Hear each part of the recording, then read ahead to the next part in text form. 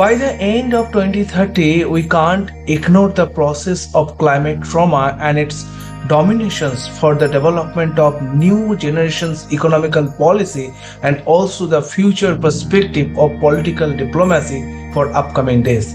This is going to be a transition period for developing to developed nations regarding a climate finance, regarding new policies, also the regarding new norms for the development for the sustainable solutions.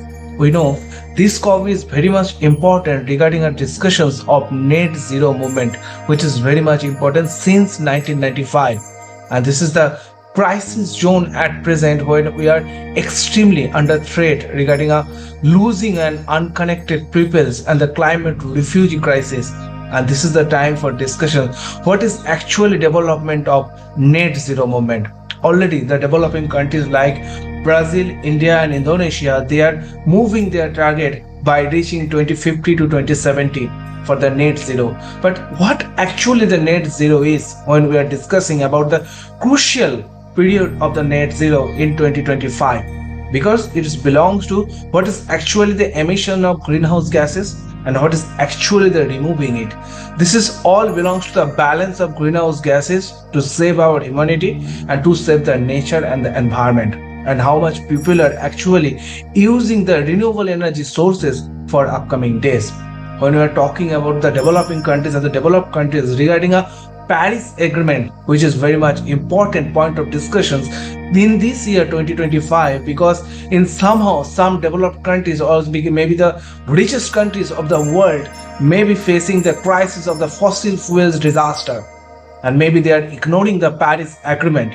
And also we can't forget that pre-industrial area, the scenario of the projected temperature of 1.5 degree, and by 2030 this is not going far ahead of 2 degrees.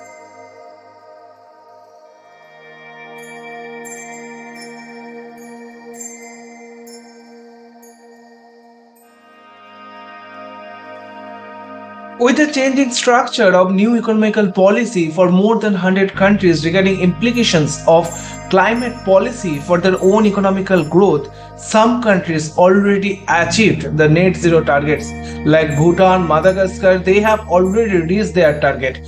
But some countries is still fighting that what should be the economical structure for to achieve their net zero target without controlling the industrial development and also the growth development market, because the growing job markets and also the implications of green job scenario.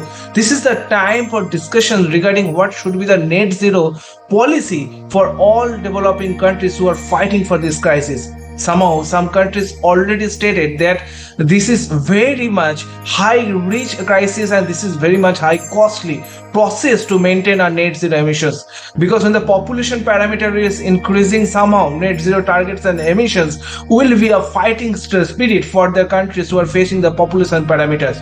China is very important regarding our discussions of this particular net zero, because they are facing both simultaneous crisis of the populations and also the development of industries and also the new generations policies regarding a climate structure. But they are planned already creating a bigger purpose of the renewable energy for the earth for the next generation, because they already created a history regarding a world's largest renewable energy plants and also the air purifier. This is belongs to a new structure of development for the upcoming days, and developing countries and developed countries with the climate financing goal. This should be a particular plan to reach the all net zero targets.